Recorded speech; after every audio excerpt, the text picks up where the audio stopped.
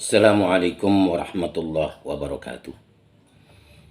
Alhamdulillah, assalatu ala rasulillah wa ala alihi wa man tabi'ahu wa wala wa ba'du. Alhamdulillah, di atas kepastian Allah kita dipertemukan. Dan semoga pertemuan ini akan membawa kebaikan dan akan pula melahirkan kebaikan-kebaikan yang lain. Sahabat El-Kaf, kami hadir untuk Anda sebagai upaya kami untuk ikut berpartisipasi dalam konteks tawasaw bil haq wa tawasaw bis sabr, khususnya dalam upaya kami untuk mencoba menyatukan umat Islam. Banyak orang yang menyatakan mempersatukan umat Islam sama dengan menegakkan benang basah. Secara prinsip kami menyadari hal itu. Tetapi upaya untuk terus menyatukan bukan berarti hal yang sia-sia. Paling tidak akan ada upaya sedikit demi sedikit atau akan ada hasil sedikit demi sedikit. Sehingga akhirnya muncul kesadaran di dalam setiap hati seorang muslim yang peduli untuk bisa bersatu, untuk bisa menyatakan bahwa kami umat Islam adalah ummatan wahidan. Ummatan wahidah, umat yang satu. Kapankah itu terjadi? Tentu saja masih sangat panjang, masih sangat jauh. Tapi paling tidak kami yakin bahwa kelak akan ada bentuk kristalisasi dari pemahaman ini yang melahirkan satu kesatuan umat Islam. Sahabat El-Kaf yang tercinta, duka dan lara, sedih menyayat hati. Kalau kita melihat umat Islam hari ini yang terpecah ke dalam berbagai firqah dan golongan, pemahaman dan pemikiran yang saling berseberangan. Betapa tidak, di dalam hati kita mencoba menghibur diri bahwa itu bukan masalah. Itu bukan suatu yang luar biasa. Perbedaan adalah hal yang biasa. Tetapi sebagai umat Islam yang berhasrat atau berkeinginan atau yang merindukan kebersamaan, kesatuan umat Islam, tentu kita merasa sedih. Tentu kita merasa berduka. Kita rindu akan kesatuan itu. Boleh saja kita menghibur diri dengan berbagai cara. Tetapi hati kita tidak akan bisa terbohongi bahwa sesungguhnya di dalam hati kecil kita ini, kita ingin umat Islam ini bersatu. Tidak ada lagi perbedaan Idul Fitri. Tidak ada lagi perbedaan waktu awal saum. Dan tidak ada lagi perbedaan-perbedaan lain yang selama ini muncul. Nah, ini adalah satu hal yang sangat menyakitkan. Perbedaan, perpecahan yang sangat luar biasa. Kalau sekedar perpecahan dan perbedaan saja mungkin tidak akan kita bingungkan. Tetapi hal itu akan berdampak bagi sikap saling menyalahkan. Sikap menganggap dirinya lah yang paling benar dan menyalahkan orang lain. Padahal mereka sama-sama berla ilaha illallah wa asyhadu anna Muhammadar Rasulullah. Bendera mereka kibarkan tinggi-tinggi. Orang lain dianggapnya salah. Dan hal itu terjadi. Kita melihat betapa di sosial media tuduhan dan saling menyalahkan itu bertebaran sedemikian rupa. Apakah di dalam hati kita tidak terbesit rasa ingin bersama? Rasa ingin bersatu. Jika tidak ada di dalam hati kita dan kita akan tetap berfirqah pada atau berdiri tegak di dalam firqah kita menganggap diri kita yang paling benar dengan tidak pernah melihat dan memperhatikan orang lain, tentu akan sulit kita menjadi umat yang bersatu. Cobalah kita membuka diri, buang jubah kita, turunkan bendera kita. Kita duduk bersama atau kita bincang bersama, kita berpikir, apakah benar yang kita pegang ini? Apakah sesuai hal ini dengan sunnah Rasul? Apakah ini yang dikehendaki oleh Allah? Mari kita bertafakur, mencoba untuk melihat ulang, mencoba untuk berpikir ulang. Apakah yang kita pegang selama ini adalah hal yang benar-benar kita yakini sebagai satu hal yang paling benar, dan orang lain di luar kita adalah salah? Mari kita melihat itu, kita menyadari itu, dan kita bangun kesadaran di dalam diri kita. Satu upaya untuk mencoba melihat orang lain yang boleh jadi mereka jauh lebih baik daripada kita. Singkirkan egoisme dan fanatik golongan. Cobalah kita lihat. Jika hal itu tidak bisa kita lakukan, jika hal itu sulit dilakukan oleh kita, barangkali informasi-informasi yang akan kami sampaikan ini akan membawa kita untuk mencapai titik persoalan. Artinya, mengapa umat Islam ini berpecah? Bagaimana sejarahnya dan bagaimana latar belakangnya? Kita akan kaji itu semua sebagai upaya untuk memberi informasi kepada diri kita, kepada umat Islam secara keseluruhan, bahwa ada sebabnya perpecahan ini terjadi. Tentu dengan memahami sebabnya, kita akan tahu bagaimana solusinya. Apa yang harus kita lakukan? Meskipun ini tidak semudah yang kita ucapkan. Saya yakin ini bukan persoalan mudah, tetapi persoalan yang sangat rumit dan sulit luar biasa. Karena ini menyangkut tentang berbagai hal. Egoisme, fanatik aliran, kepentingan, dan sejenisnya. Meskipun terkadang untuk hal itu, label kebenaran dan kebenaran sering dikibarkan.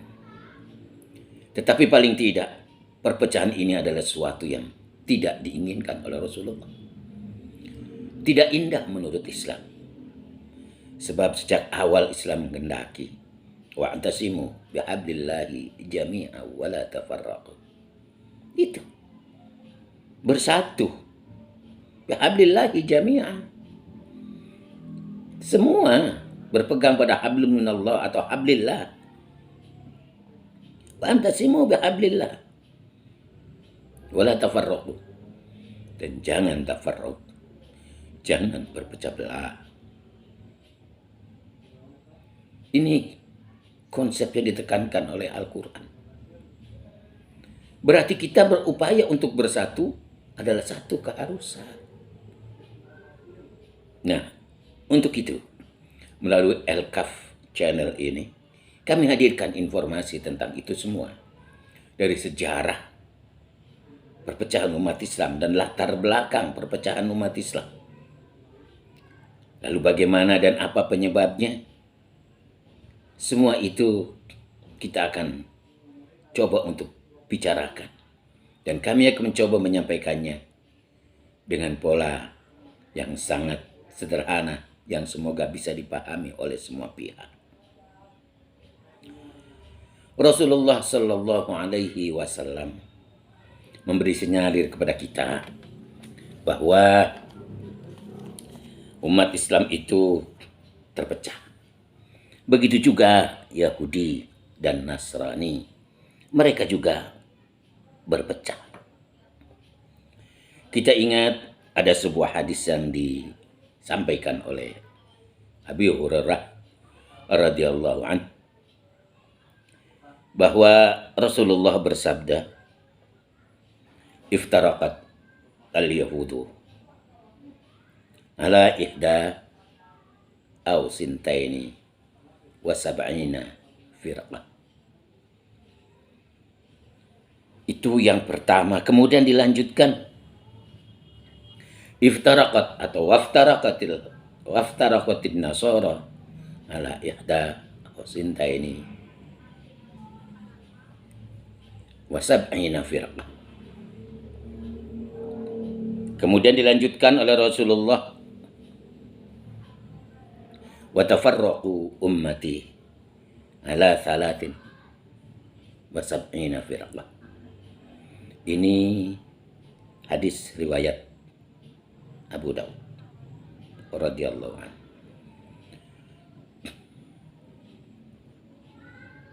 Sahabat Al-Kahf, kalau kita melihat hadis tadi yang artinya Rasulullah bersabda bahwa Yahudi telah berpecah menjadi 72 golongan. 71 atau 72 golongan. Kemudian Nasrani sudah terpecah atau terpecahlah umat Nasrani menjadi 71 atau 72 golongan. Sementara umatku, kata Rasulullah, akan terpecah menjadi 73 golongan. Ini hadis yang diriwayatkan oleh Abu Daud. Di samping ada juga hadis lain seperti yang disampaikan oleh Anas bin Malik. Paling tidak ada 5 hadis sejenis dengan beberapa tambahan redaksi. Kita melihat misalnya hadis yang diriwayatkan oleh atau yang disampaikan oleh Anas bin Malik, yang di sana terdapat atau Rasulullah Shallallahu Alaihi Wasallam bersabda, Inna bani Israila iftaraqat ala ihda wa sab'ina firqah wa inna ummati sataftariqu ala ithnataini wa sab'ina firqah kulluha finnar illa wahidatan wa hiya al-jamaah. Ini hadis yang diriwayatkan oleh Anas bin Malik. Rasulullah bersabda bahwa sungguhnya Bani Israel telah berpecah menjadi 72 golongan. Dan sudah terpecah menjadi 71 golongan. Dan umatku akan terpecah menjadi 72 golongan, kata Rasulullah. Semua finnar, masuk neraka, illa wahidatan, kecuali satu, hiya al-jamaah, yaitu al-jamaah. Nah, memperhatikan kedua hadis yang tersampaikan tadi, kita melihat bahwa satu persoalan yang sesungguhnya adalah kata 70. Ada 71, 72, ada 73. Banyak orang yang menyatakan jumlah itu lebih dari 73. Begitu banyak sebenarnya perpecahan umat Islam. Lalu mengapa Rasulullah cuma mengucapkan atau menyampaikan 73? Paling tinggi, padahal sungguhnya lebih banyak dari itu. Apakah ini hadis bisa dipertanggungjawabkan? Tentu, kalau kita berpikir jernih, memahami bahasa sesuai dengan teori bahasa, kita akan tahu bahwa hadis ini memang benar. Kalaupun ada orang yang mencocok-cocokkan jumlahnya sampai itu sama dengan apa yang disampaikan oleh Rasulullah, benar-benar menjadi 73, itu rekayasa. Rekayasa. Karena sesungguhnya kalau kita memahami karakter bahasa, hakikat bahasa, memahami bahasa itu sendiri, kita akan tahu. Ketika kita memahami bahasa, sesungguhnya tidak akan sempurna kalau tidak dengan budayanya. Tidak dengan kebiasaan mereka berbahasa. kalau kita paham tentang bahasa Quraisy, bahasa yang digunakan oleh Nabi Rasulullah Sallallahu Alaihi Wasallam, ada beberapa kebiasaan yang berbeda dibanding bahasa lain. Itulah bahasa. Ada beberapa istilah yang tidak bisa diterjemahkan bahkan oleh bahasa lain. Itulah karakter bahasa. Makanya memahami bahasa harus dengan budayanya. Sahabat El-Kaf, istilah 7, mari kita pahami. Istilah 7, 70, atau mungkin 700, pokoknya kata 7, 7, 7 yang lain. Sungguhnya mempunyai arti bukan jumlah yang 7 atau 70. 1, 2, 3, 4, 5, 6, 7, bukan. Tetapi itu mempunyai arti yang lain. Menurut penelitian pakar bahasa, isti'malil laghah dan kebiasaan penggunaan bahasa di dalam bahasa Quraisy, istilah 7 itu sama dengan banyak tak terhitung. Atau dalam bahasa Inggris mungkin max. Thank you very much. Begitu barangkali ya. Max dalam bahasa Inggris. Artinya banyak yang tidak terhitung. Kalau Anda kurang yakin, cobalah buka buku karangan Maurice Buhaili yang berjudul Bible, Sains, dan Al-Quran. Di sana dikupas ada kebiasaan berbahasa. Setiap kata 7 itu mempunyai arti banyak. Nah, berdasarkan teori itu,